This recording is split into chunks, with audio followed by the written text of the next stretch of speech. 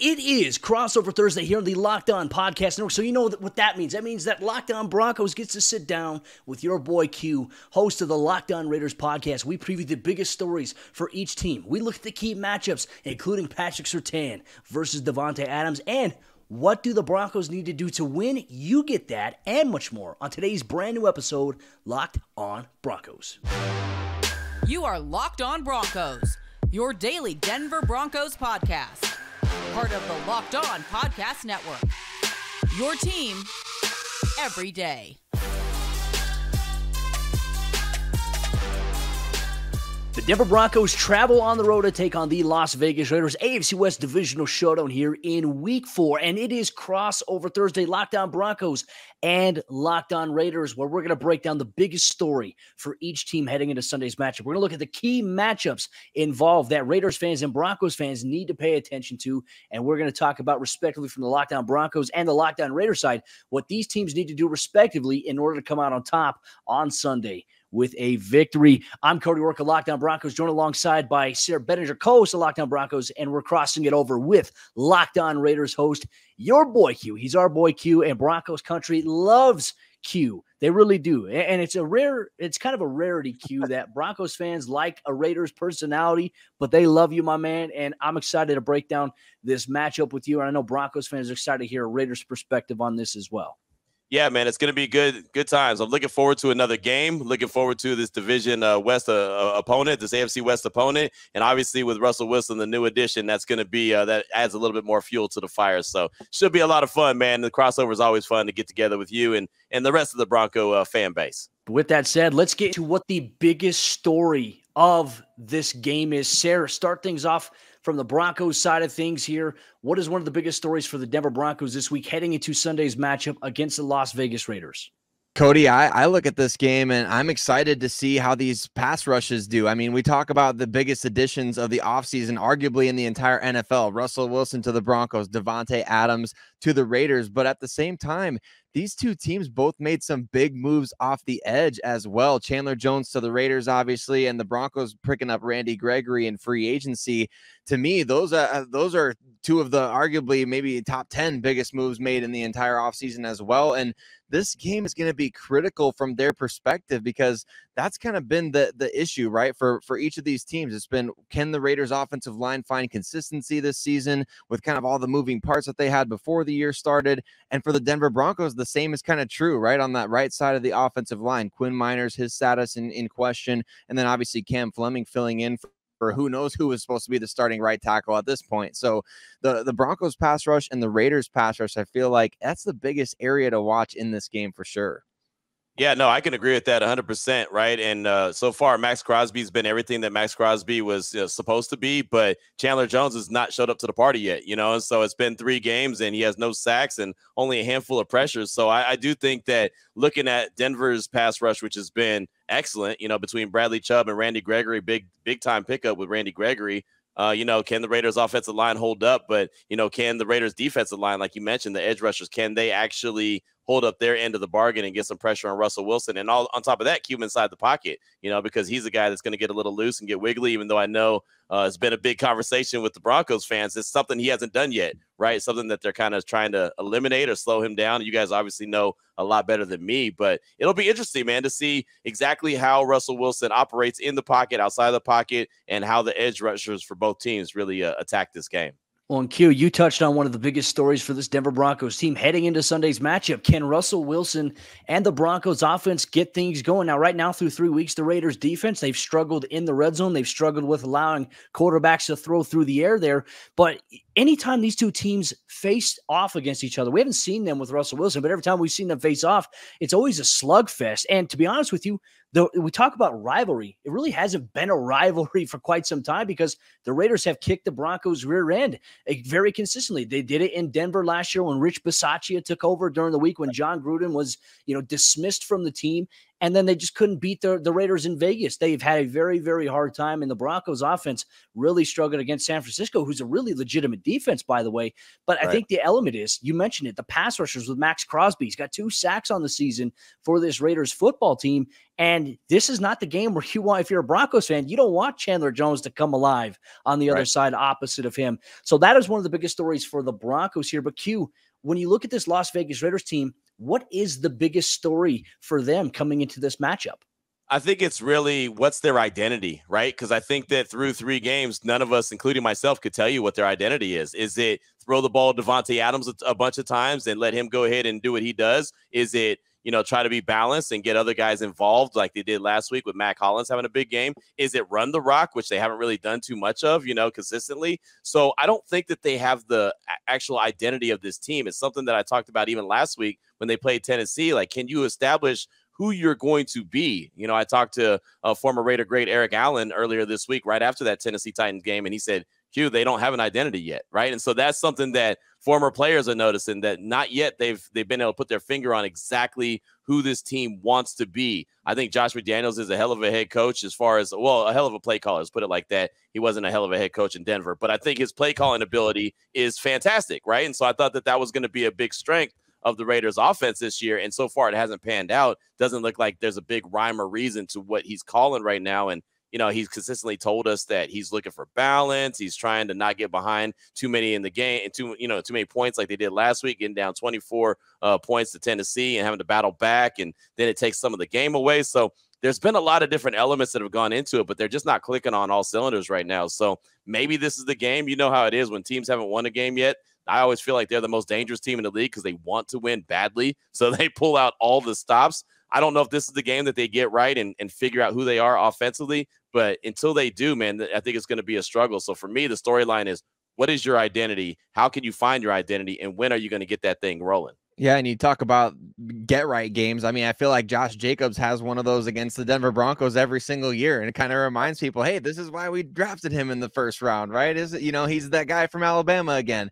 But that happens strictly almost against the Broncos. And I know I noticed the Raiders haven't been running the ball a ton this year, but like you mentioned, what is the identity of the team? Are you force-feeding Davante Adams? And if you choose to do that in this game, I think one of the biggest storylines as well will be Davante Adams, arguably the best wide receiver in the NFL, going up against Pat Surtain II, who has emerged this season and all of last year really as well as arguably one of the best corners in the game. So that matchup is going to be fun to watch. I think anybody that loves just great football is going to be excited to see those two go at it for 4 quarters.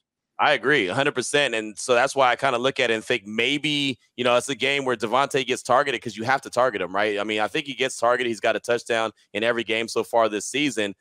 Maybe this is a game where Darren Waller breaks out because, who's the guy who's going to match up against Darren Waller? If you have Surtain going up against Davante, that's one thing. Okay, so those two are matched up. That's good on good. But, does Darren Waller have an opportunity to get loose a little bit? And I think that maybe he does. I know that the tight ends have been a problem for the Broncos to cover in past years. And I even think this last this season, maybe a little bit. I know they were pretty successful against Kittle. It was first game back, but it's going to be a big question. So I'm looking for if Adams is locked up with Surtain and really has a slow day, who else could step up and be that X factor? I think Darren Waller might have that opportunity, especially coming off a bad game like he had against the Titans.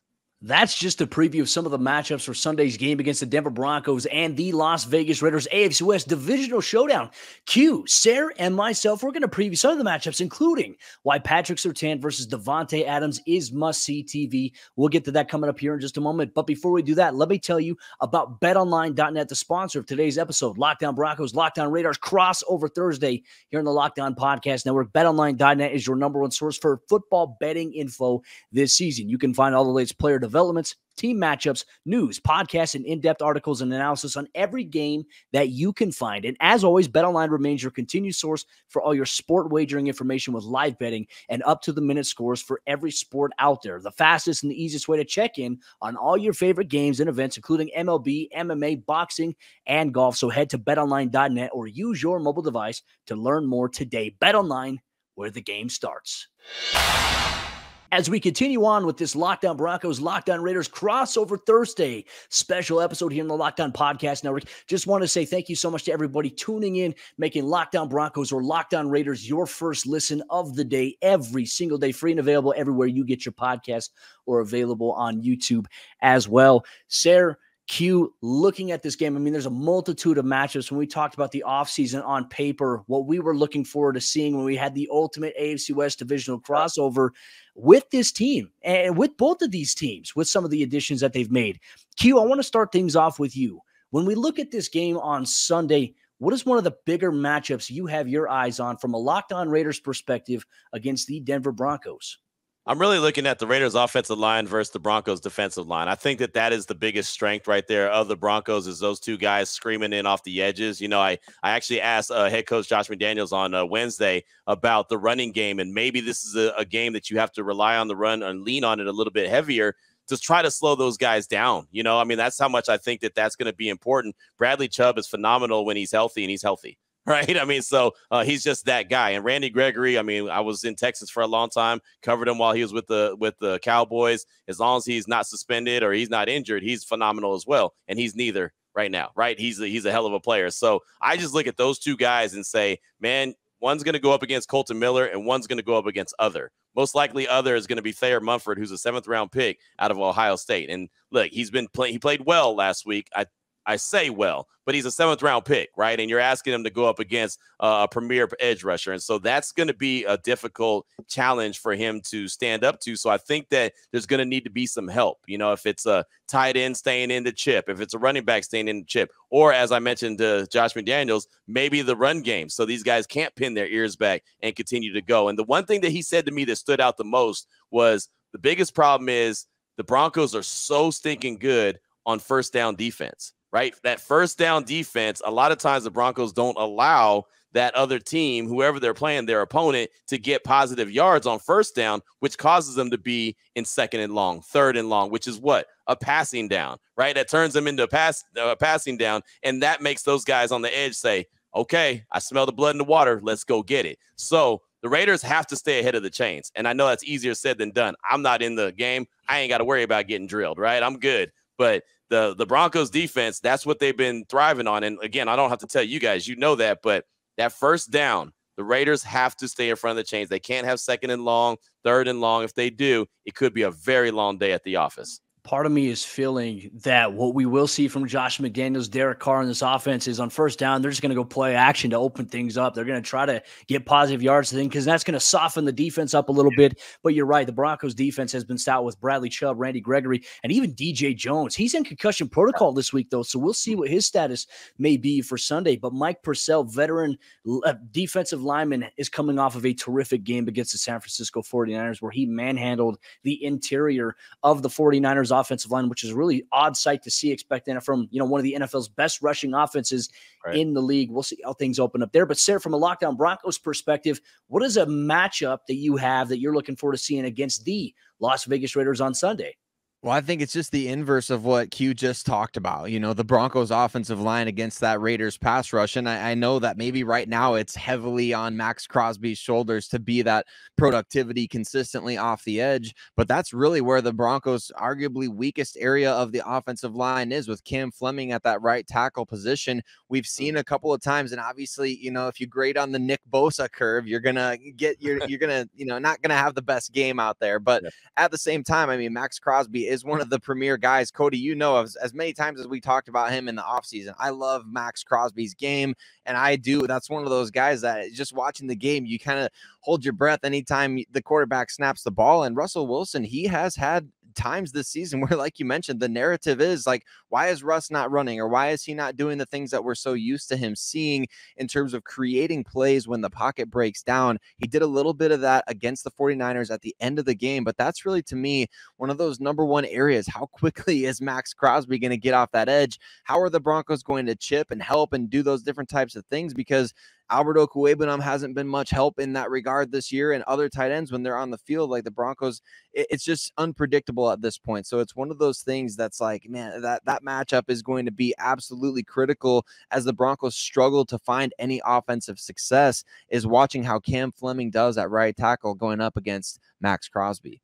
Well, Q, I had a question as well, because one of my key matchups I was looking forward to seeing outside of PS2 versus Davante Adams. We'll touch on that. But, this Broncos wide receiving core against this Las Vegas Raiders secondary, as we found out, they're kind of banged up right now. Rocky Sin status is in question. Nate Hobbs in concussion protocol. I mean, what can you tell us about the Raiders secondary right now? And then we can highlight a little bit of PS2 versus Davante.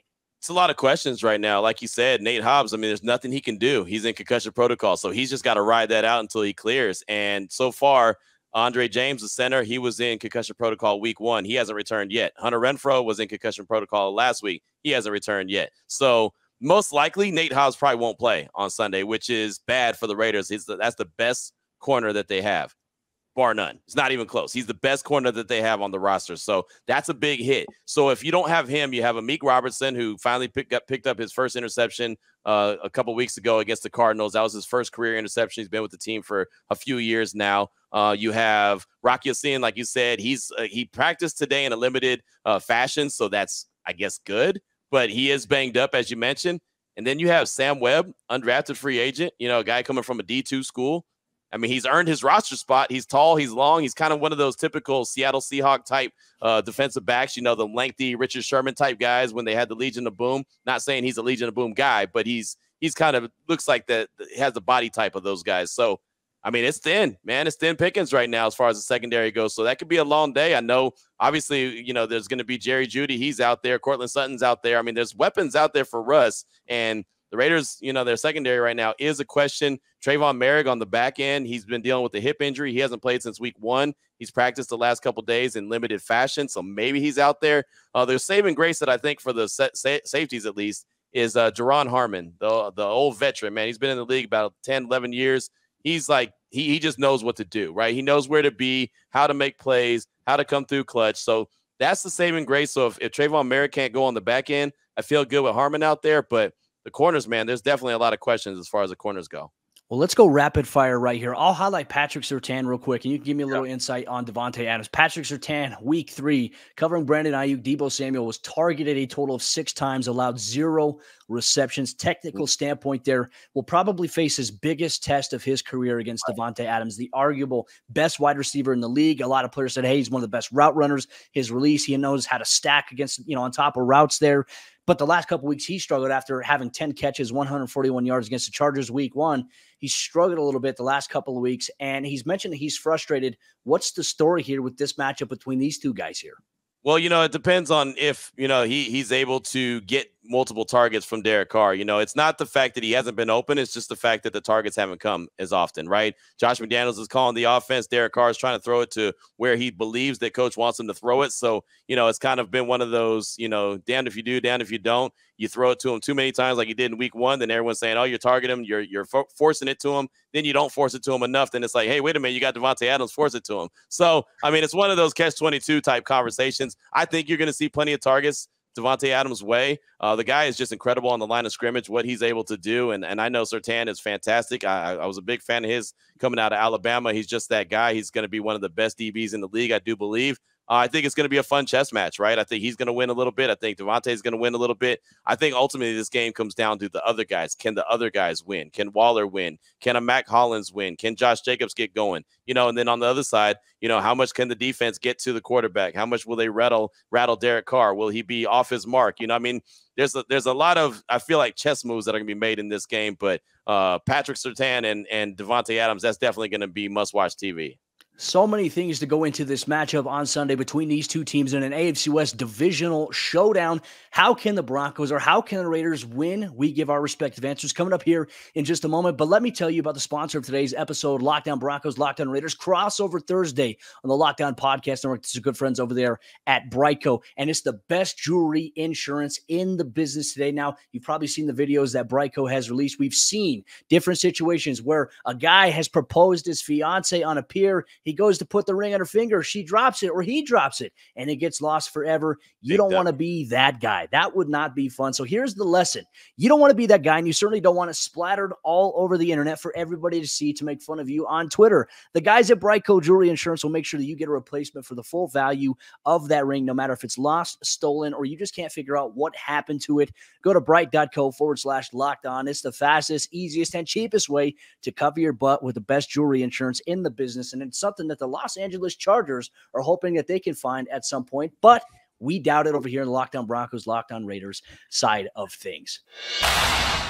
As we continue on with today's Locked On Broncos, Locked On Raiders crossover Thursday, especially on the Locked On Podcast. Now we're going to dive into how these teams can win respectively. I'm Cody Roark of Locked On Broncos, joined alongside by co-host Sayre Bedinger, and we're talking with Locked On Raiders host, your boy Q. He's everybody's boy. We love Q as well. Broncos country loves Q as well. So let's start things off here. Sayre, from a Locked On Broncos perspective, if the Denver Broncos are going to come out on top on Sunday with a victory against AFC West Division rival Las Vegas Raiders to improve their record on the season, to make the Raiders go 0-4 to start, what do they need to do? Well, I think first and foremost, Cody, the defense just has to keep doing what they've been doing, right? They have to keep on getting pressure consistently. Like we talked about, it's like a really good running game. Over the course of, the first 3 quarters, you don't necessarily notice the 4 to 5 yard carries, but then at the end of the game, all of a sudden, it just breaks open. That's how the Broncos pass rush has been. That's how it needs to continue to be, just consistently there, rattling Derek Carr, like you said, kind of getting him off his mark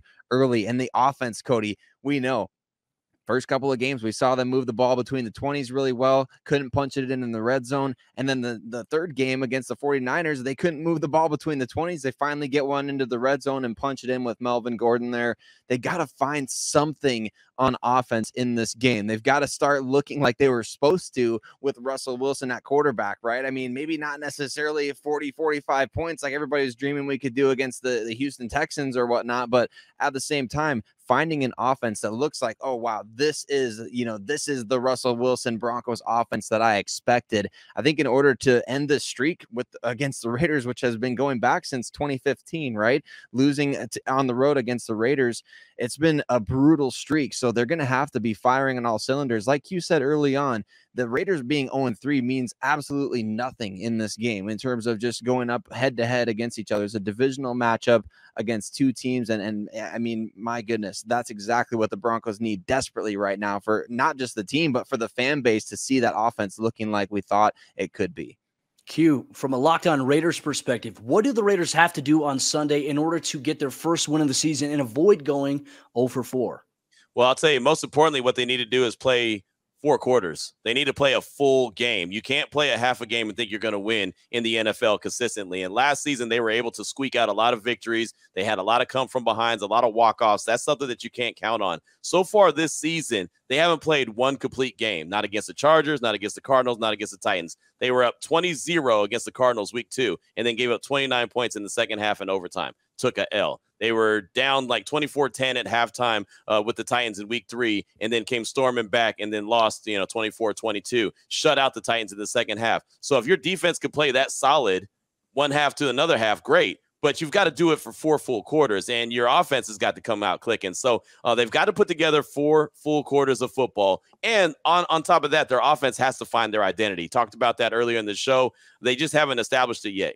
They have Davante Adams. That was the big acquisition. That's what everyone's excited about. He gets to team up with his college teammate and Derek Carr. Okay, well, show everybody something. What are you going to do? What are you going to do? What is the vision that Josh McDaniels has for this offense and for this team? How does he think that this is going to work as far as winning games in the National Football League? What's going to consistently be? I mean, you can look at Kansas City and you know who they are, right? You look at Denver, I feel like I know who they are. I need to know who the Raiders are. I don't know who they are. Through 3 weeks, I don't know just yet who they're supposed to be or what they're supposed to be. So establishing their identity and playing a full 4-quarter game has got to be what they do. And if they don't do that, they're going to be 0-4. And then there's really going to be a lot of questions. Then they head to Kansas City on a Monday Night Football in the game, and then they hit their bye week. So there's going to be a ton of questions the next few weeks if they don't find a way to win on Sunday. And again, the way to do it, you got to play all 4 quarters, and you got to have an identity and go out there and execute. Simple as that.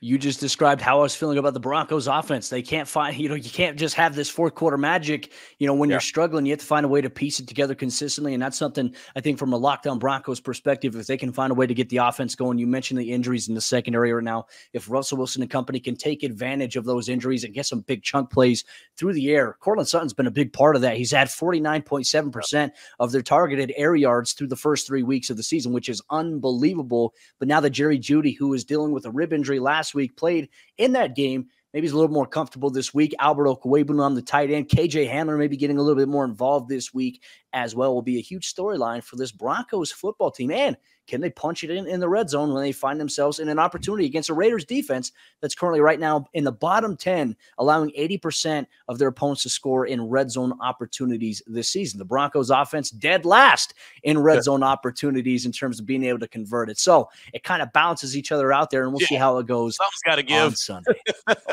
We're looking forward to the matchup. Let me ask you this real quick. Let me ask both of you guys this, because I said I feel like I know who the Broncos are. And if I'm wrong, cool. That's why we're on this show right now together trying to figure things out. I feel like the Broncos are a run-first team, play strong defense, and now that they have the quarterback that can make all the throws, add that as a weapon. But I feel like the Broncos are a run-first team, and the defense has got to be strong. And I think that that's similar to what Seattle was when Russell Wilson was really good, right? They used that same recipe. I feel like that's what Denver, and that's what their identity is. But I could be wrong. I think that's what they have to be, right? They need to be able to lean on that running game to just prevent exactly what we saw against the 49ers. The 49ers constantly just loading up the box, kind of doing what we've seen a lot of teams do to the Denver Broncos with Teddy Bridgewater, Drew Lock. You could go down the entire list, daring them to throw the ball, and the Broncos just simply couldn't get anything going. And Russ would hit guys downfield, and they would drop a pass, and then all of a sudden he's taking a sack with a guy running wide open. And so you're absolutely right. The identity has to be run first and build everything off that. It kind of has felt at times like they don't necessarily know that that's their bread and butter, so to speak, is, hey, you just hand the ball off to Javonte Williams, get those things going, run off the play action. We haven't seen a ton of those play action boot fakes that we were promised by Nathaniel Hackett at his introductory press conference. So it's going to be one of those things where it is, you're right, that should be the identity of the team. At this point, it seems like we're kind of fighting against, is this Russ's offense? Is this the Nathaniel Hackett / Aaron Rodgers Green Bay offense?